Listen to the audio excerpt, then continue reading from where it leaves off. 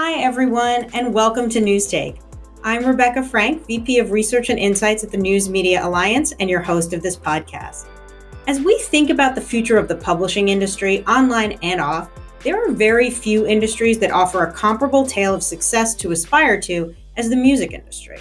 We've all seen what music businesses have been able to do, successfully transition to a model where creators are compensated for digital consumption, and we'd love to know what's next and how to follow the roadmap they've so cleverly laid. My guest today is one of the key map makers to really torture that analogy I've laid out. Cherie Hu is the founder of Water and Music, a research network focused on analyzing music and tech trends. Previously, Cherie penned hundreds of articles on music and tech as a freelance writer for publications including Billboard, Forbes, Pitchfork, and Variety. She has spoken as an expert commentator on CNBC and SiriusXM Volume, as a guest lecturer at institutions like Harvard, NYU, Northeastern, and Berklee College of Music in Valencia, and has spoken at over 30 conferences around the world. Cherie Hu, thank you so much for joining us. Thank you so much for having me. Yeah. So first of all, tell me about yourself. Did you come to the music business as a musician, just as a writer? Where'd you start? Yeah, definitely started on the music side. So I've played piano for my whole life. I'm classically trained in piano. And so that creative and performance side of music has always been very near and dear to me. And I guess after or throughout college, I thought I was going to work on the industry side of music because I was also really into math and stats and data analysis. So I was hoping to work in like a data facing role at like a record label or a streaming service. Writing was never in the purview, at least initially. It was because of a very happenstance encounter with an editor at the first magazine I wrote for, which was Forbes, on their entertainment team. Around 2015, they just happened to be looking for more people to cover the, I guess, trends at the time in music and tech for them. That year was a very big year because I think Apple Music had just launched that year. Yeah. Amazon was just starting to really get into streaming as well. So the big tech conversation around music streaming was starting to shift. So yeah, just very thankfully I got that gig to start covering music and tech for them, and just instantly fell in love with writing as a way to grapple with a lot of the just the sheer complexity of the music industry and how money flows in the industry. So I thankfully have never left. So it's still writing editing to this day. And I mean, personally, I'm a big believer that there need to be more writers who bring that understanding of math. So valuable in explaining some of these topics. So for our listeners who are not experts, can you give a quick high-level overview of how musicians, as well as others in the music industry who are on the creative side, get compensated? Yes. I'll start with what hopefully is not a cop-out answer, but like a true answer is that it very much depends. I think one of the most exciting and also most challenging parts of being an artist or just working in the music industry is that there truly is no cookie cutter formula for like what does or doesn't work in terms of building an artist's career. That means that it's like very hard to find kind of tried and true playbooks for like, building an artist strategy, but it also means that like truly the world is your oyster. Like culture moves quickly enough. I think tech platforms have evolved enough that you can really find your niche and hone in on that niche as an artist.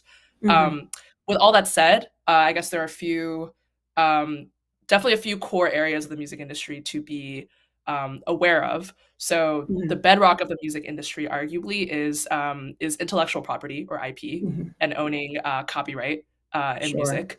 There are two sides of the music copyright picture. I'll start with I guess publishing, which covers ownership of like the lyrics and the underlying melodies and harmonies behind a song. And so say that you own, like a very, classic rock catalog. On the publishing side, anytime someone covers that song, you are entitled to a share of royalties, of publishing royalties. And in that instance, a song is defined as like the combination of music, melodies, harmonies, and lyrics. Like there's a definition of a song. Yes, in like a music IP context, yes. I think of Okay. it, to use like a cooking analogy, almost as like the ingredients, Okay. the Okay. underlying ingredients and recipe. And then you have the recording side, which is more like the specific, for the most part, like static, I guess, implementation of those ingredients. So Okay. to take, let's say Pink Floyd, for example. If like Right. there's an original Pink Floyd song, and then someone today made like a separate cover of Okay. that song and recorded it, those would be two separate, I guess, two separate recordings on the Hmm. recording side, but they all are drawing from the same underlying ingredients, like Okay. lyrically, melodically, harmonically. So, um, I guess, so with that, uh, in terms of like how you make money as an artist on the IP side, Hmm. um, the I think one of the most important and also most contested, um, or hotly debated sources of revenue in the music industry right now is streaming. Right. I think the vast majority, at least in the US, the vast majority of um, recording revenue is coming from streaming. The name of the game of that model, though, is scale. I Right. think the way that Spotify, for example, pays out streaming royalties to rights holders and artists is Hmm. what's called a pro rata model. So basically, at the end of every period, usually like a month or so, they divvy up subscription revenue, or just revenue they have in general, by market share. Okay. So naturally, the people or the labels that already have like really big market share will get the vast majority of those payments. So it's a very tough environment to operate in as an artist. It ends up on average, and it's always a moving target, but it's Hmm. a very low number, like around like a fraction of a penny per stream, like 0.00 $3 or something. So there's that side.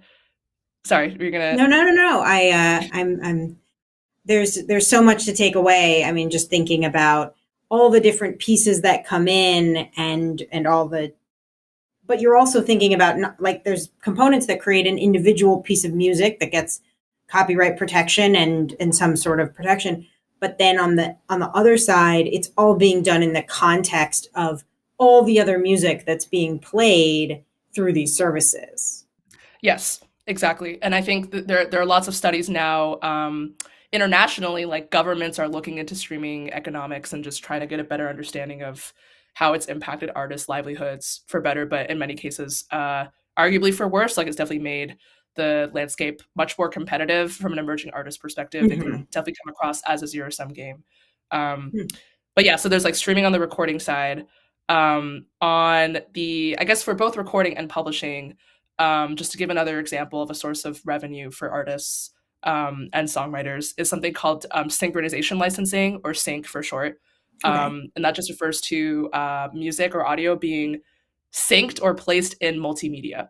So, say you Okay. get your song placed in a podcast, in a Netflix show. There are tons of case studies of that. Most notably, Kate Bush, I believe, from Oh yeah. Stranger Things, had like a whole. Her career has, like, truly transformed because of like a really really good placement in a Stranger Things episode. So that is just another example of, I guess, using earning revenue from IP in a way that's not just about like consumption. Yeah. It's Yeah. so interesting because there are a lot of parallels to the publishing industry, right? You've got um, a definition of the unit, right? Which, whether that's the article or the piece of intellectual property, a conversation, there's really this definition. Then there is some sort of compensation that's consumption based. And then there are additional ways that creators, to use the phrase broadly, can earn additional revenue from this IP. And similarly to what's going on in publishing, there are these massive intermediaries doing the distribution, right? It used to be that distribution was done by record stores, and now you've got this technological disruption of the distribution. Um, so talking about the publishing industry where we're coming from, our members, news and magazine journalism publishers, are in a fight right now to make sure they get fair compensation from the tech platforms. What do you think was key for the music industry to not end up kind of giving away the farm on the digital content and ultimately securing that appropriate licensing and compensation from the platforms? Yes, I also will say I think important context is that the music industry and publishing industries, from my understanding, are different in terms of like what kinds of entities have leverage and why. Yeah. So in the music industry, at least on the like recorded music, the music Hmm. IP side, I believe it's around 80% market share any given year is taken up by three companies, three major Okay. labels. So it's a very, very tightly concentrated industry. Universal Music, Warner Music, and Sony Music are like the Okay. top three major labels, and they also own a bunch of like independent distributors. So they have just like a vast swath of millions of songs Hmm. worth of catalog. There's also I guess a trade body called the the Recorded Industry Association of America, or the Okay. RIAA for short. Because all major labels are involved in that, they also have enormous negotiating leverage, and they have definitely a reputation from the past few decades of just being very aggressive and like Hmm. litigating against tech companies like very early on who were using catalogs without permission. Interesting. For example, I think probably it's very rare to find this kind of action now, but I think when Napster was at its peak around the turn of the 21st Yeah. century, the RIAA started suing fans. And these were Right. like everyday people, like a grandma at home who was just like trying to trying to figure out how this worked. Yeah, just all ages, like teenagers, adults.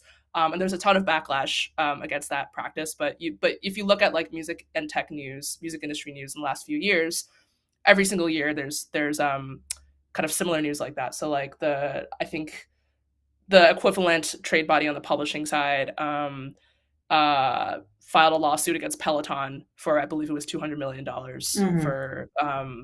for copyright infringement, just using their music Hmm. without permission. They had a similar lawsuit against Roblox, very popular gaming platform, in the last few years. So I guess that's one. So thinking about like macro industry structure and Yeah. power dynamics, I think like the notion of uh, a lot of like IP being concentrated in the hands of a few uh, like a smaller handful of bodies is definitely something to Yeah. scrutinize, but has definitely helped.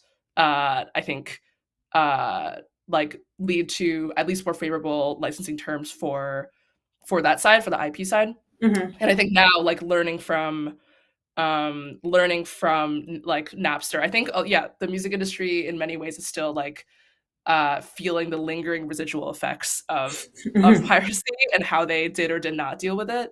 So at least what I'm noticing with like business development or innovation teams at these bigger labels and IP companies is just starting those conversations much earlier. Interesting. And I think I think there probably is a parallel in the publishing world. Yeah. So like, or just having like very frequent, more positive and like hopefully collaborative conversations with startups who want to use their catalog. Um, Yeah.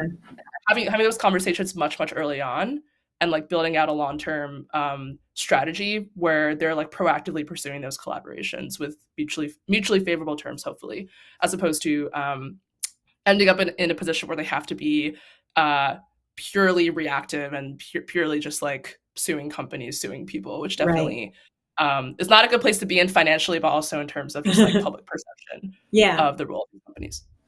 It's funny, and not to sound too much like the core group millennial that I am, but how many both industries really the wounds of the sort of early 2000s and the way that the industries are still in many ways evolving, reacting to those, and how that's shaped where we find ourselves in 2023. So moving from sort of the past into sort of where we are now, let's talk about Web3, which I know is a major part of your work. What do you see as the potential for Web3, both in how creators get compensated as well as the creative potential for the technology for musicians and creators? Yeah, I think maybe it would help to start with just like defining what Web3 is, because I also it's definitely it's become so widely talked about, and in many cases like widely adopted, that people have like very different definitions of like what it means. So Yeah. I'll just start with like my context on like how I think about it. So I think of Web3 in general as a suite of apps, online apps or experiences that are built on something called blockchain technology. And in terms Mhm. of understanding um, where Web3 really does add value, I think it does have to start at the foundation of like understanding what the technology is. Mhm. So blockchain technology at its core, it's just a decentralized, distributed way of storing and recording data, usually transaction data. So Mhm. by decentralized and distributed, it means that there's no one central um, entity or actor that controls it. Okay. So ideally, these networks become a lot more resilient. Like there are just multiple nodes in a network, Mhm. multiple computers that can like all access the same data. Mhm. So it's very so data is like much more transparent. The way that blockchain works also is that each transaction that is recorded is what's called immutable, which means that it cannot be changed or tampered with. Yep. If it has to be changed, there has to be agreement or consensus across the network to kind of change those transactions.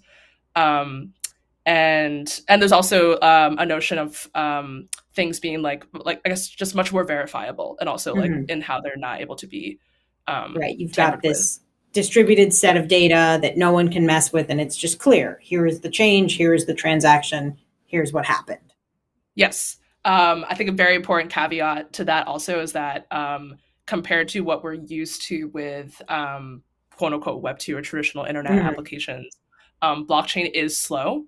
I think the tech is improving, but because it's much more distributed, and Mhm. because it requires a lot more like coordination, or like, across the network to like verify or approve transactions, it is a lot slower. I think the environmental element of it has definitely improved in the last few years, but it's just like it takes up time and therefore takes up resources.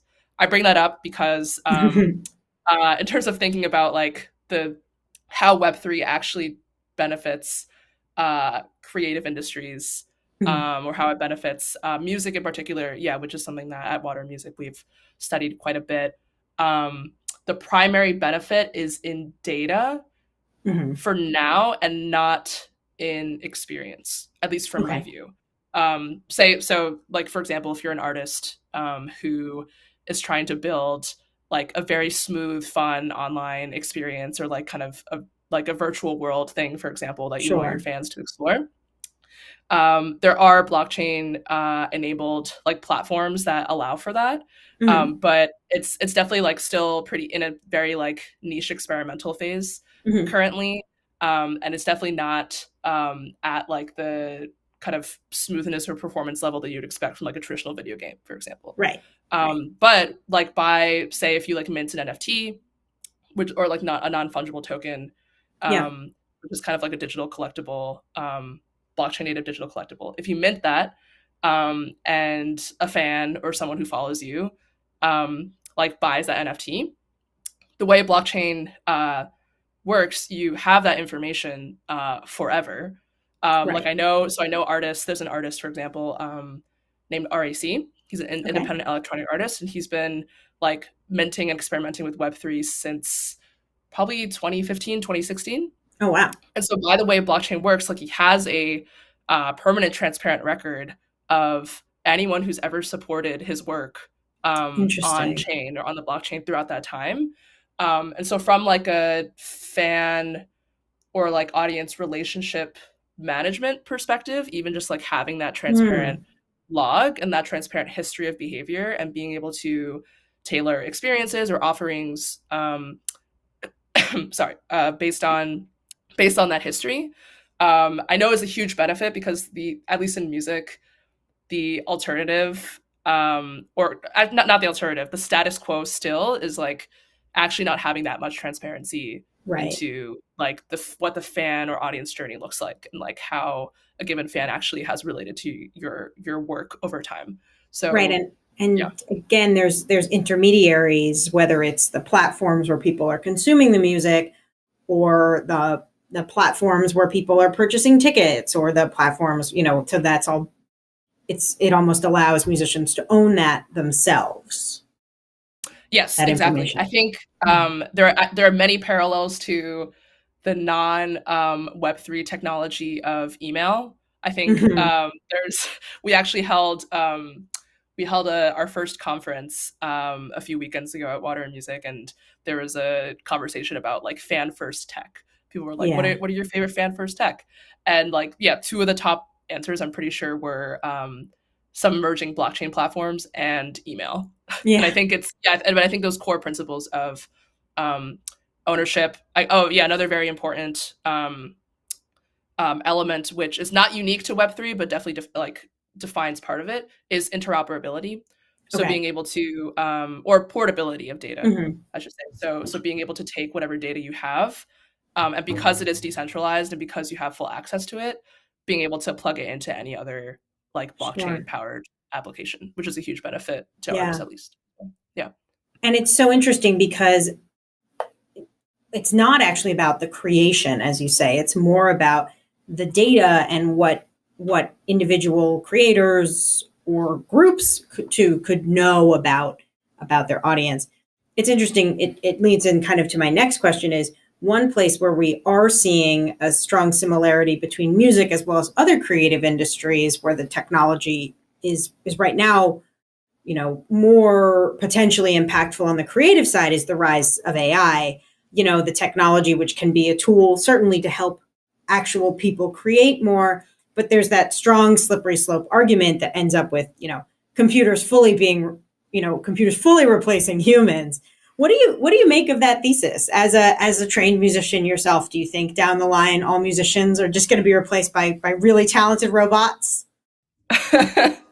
I have many opinions on this, and I definitely have thought about it through multiple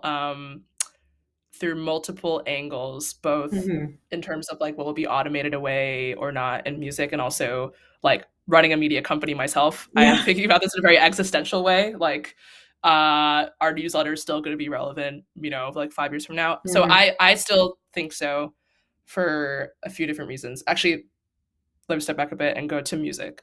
So I think what I'm seeing in music, which I think can be applied to other creative industries as well, is there's definitely a philosophical rift in the landscape right now in terms of the motivation to even build, let alone sell and monetize or use these tools. Um, there's one field of people assuming in the products they're building that music is just a means to an end. So Mm. like music is just like a step in the process of doing something else. For example, playing music just as like background fodder for while you're working because you just need to Right. focus. And so it's a means to an end of like being more productive. Or music, uh, you need music for your TikTok video. You don't Right. want to you don't want to think that much about like Hmm. song selection or worry about licensing. Hmm. So that's kind of one group, music as a means to an end. The second group is music as the end in itself, like music creation as like a much more kind of personal form of expression, Right. where it doesn't have like a purely functional use case, like to achieve something else. Like Hmm. you're doing it because you love the art and you get value out of the art. I think AI will have a definitely a very like existential and directly like competitive kind of impact on that first group. So music as a means to an end. People who work in that area, harsh reality is they'll probably want to automate part of the music creation process away Right. because they just want to achieve something else like as quickly as Hmm. possible. So we're seeing a lot of AI apps that kind of automate like chill background music, and you kind of Hmm. set parameters for like the BPM or kind of the general tone you want. Right. Or there are a lot of like AI startups that are building specifically for um, like TikTok creators, Twitch streamers who don't Right. want to deal with copyright issues. But there's like a lot of the most exciting AI startups, at least for me personally, are in the second group. Like they're working with like professional artists and producers, but also amateur. But they're not Yeah. trying to replace them. That is much more an approach of like augmenting their creative process or complementing it, but still taking Okay. the assumption that the human artist is like still at the steering wheel Hmm. because that's like the value, that's where the value in music comes from, is from that very like kind of human led expression, Hmm. much more kind of purely artistic in nature versus like more purely functional, like I'm just trying to like get this piece of content out there. So it's, I think that's a misconception that we found in our research, or just in terms of like, yeah, looking at public perception and like all the headlines about Yeah. will like robots replace artists. There will like there are certain parts of the industry where I think that will happen, and it's like very important to like scrutinize those right now. But Hmm. there's a whole other school of thought where no, the goal was never to replace artists. Um, it's always been to kind of elevate their creative thinking to a whole other level and just allow them to make music that would not have otherwise been possible, and kind of boundary pushing in that way.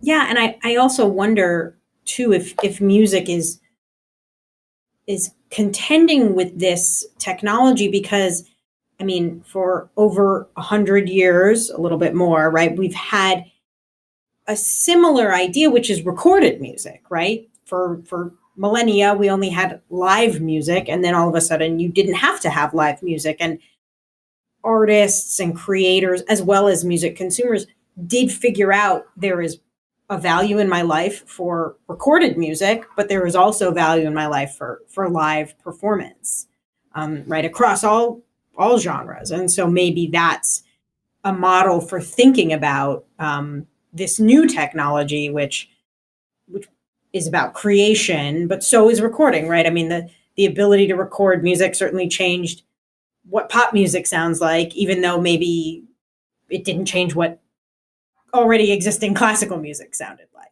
But there's still value in performance. Yeah, this was the like not the final, the very critical missing piece from what I was saying initially about like the economics of music or like being an Yeah. artist.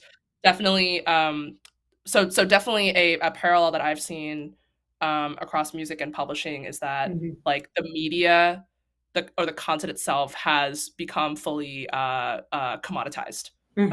And like the price of both creating and distributing it has gone down to Yep. basically zero.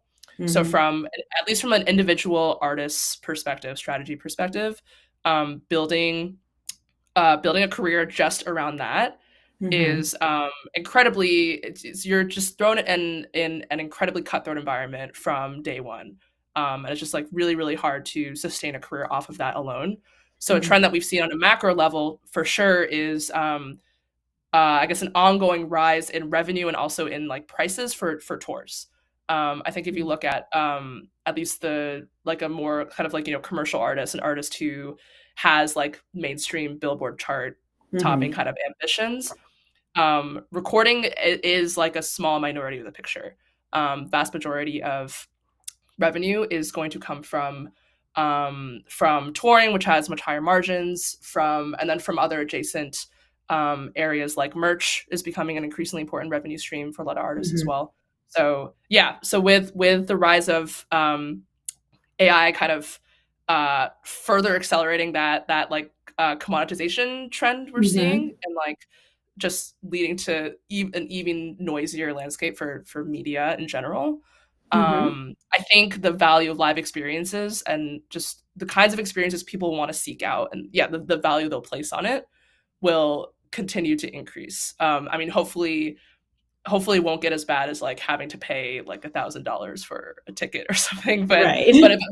but in terms of like, yeah, from the artist perspective, how do you prove your humanity? How do you build trust with your fan base, with new fans or audiences? That becomes an increasingly critical part of the picture. Yeah, and it's so relevant for publishing. From where I sit, to pay attention to what's happening in music. So I want to shift gears a little bit and talk about Water and Music, the organization you started as an organization. I think there's so much that companies and individuals can learn about developing collaborative innovation spaces.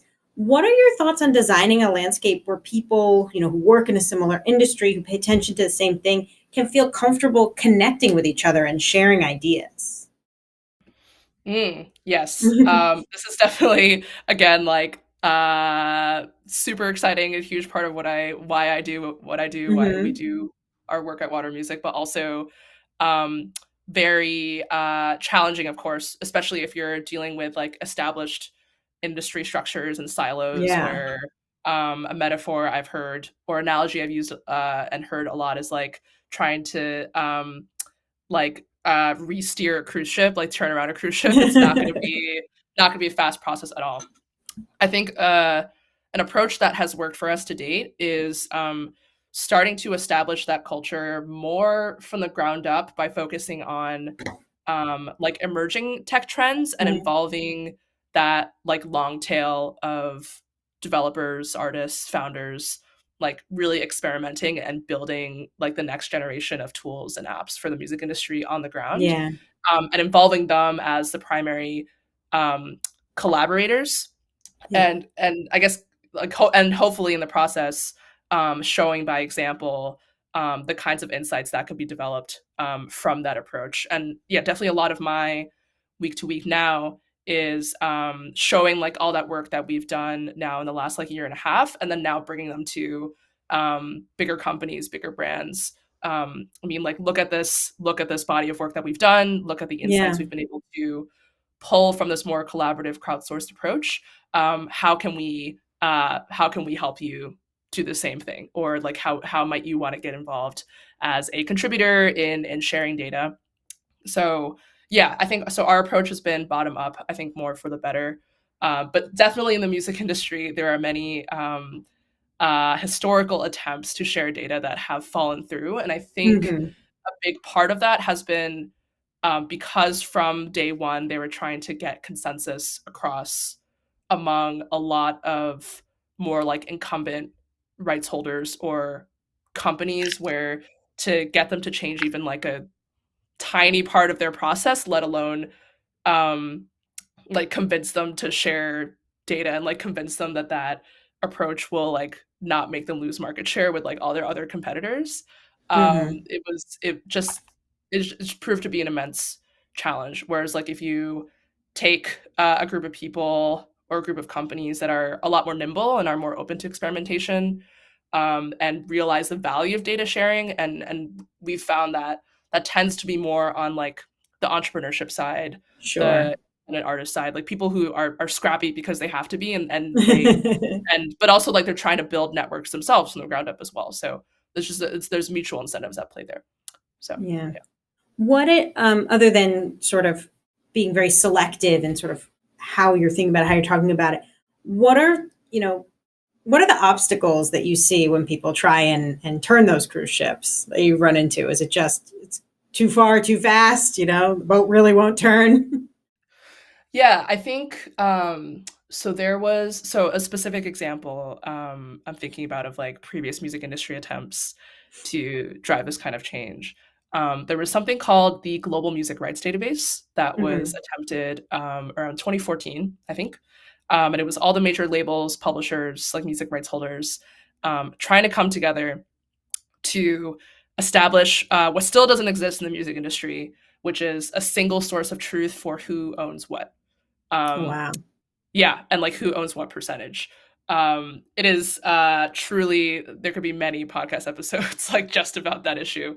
Very unglamorous, but critical issue, because Sure. then that leads to like all these like back and forth email chains or just like weird Hmm. payments because people can't figure out, what percentage, like how much of a song this person owns, and like Wow. making sure it's getting to them. So around 2014, um, a bunch of like the bigger rights holders were like, okay, let's try to solve this once and for Hmm. all. Let's uh, like let's all get together and like try to share this data. Hmm. Um, I think, and a lesson from that, and I think it applies to a lot of similar attempts in the music industry specifically. The technology is there to make it happen. So there's like Hmm. there's a technical element of all right, taking all these data sources and using machine learning, most likely to kind of reconcile any gaps, among the data sets in terms of like Sure. ownership. Like that tech is definitely there. It ended up falling through for purely political reasons. I think Got it it. was, yeah, surprise, surprise. There were two major funders of the project who were rights holders who like backed out last minute because they were like, oh, this actually like might not make strategic sense for us. Probably like a read that a lot of people have is that um, once that data gets out, probably the companies people will realize that these companies like owe more money to more people than maybe they're Got making it it. out to be. And so that there's like some strategic advantage in like not being totally transparent. It's a read that just a lot of analysts have had on that debacle. But yeah, they burned through like $10 to $15 million, I'm pretty sure, in trying to build that.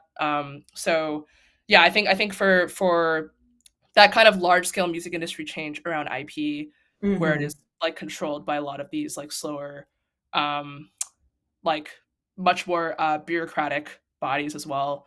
Usually, the sticking point is political and just like the reality that at least on that side, these companies see the market as like super competitive and just want to Right. maintain their position as best as possible.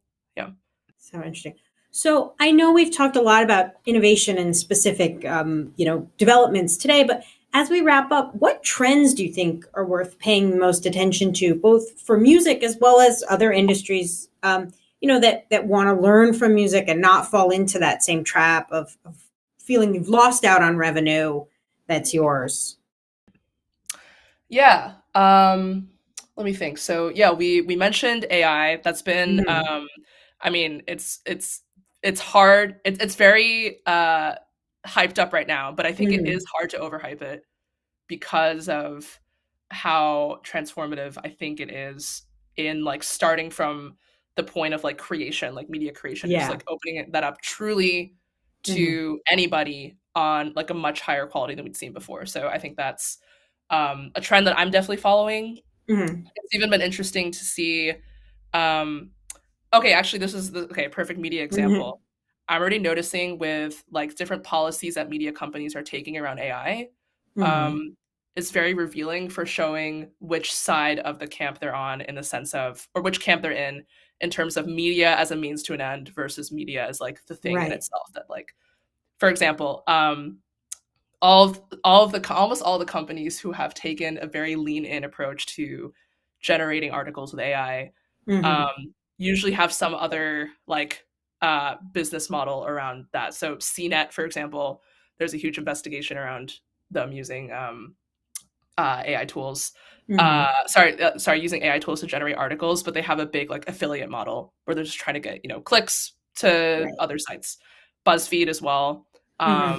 and they have some affiliate, also like general ad model around it. Whereas like Wired has been very like much more cautious.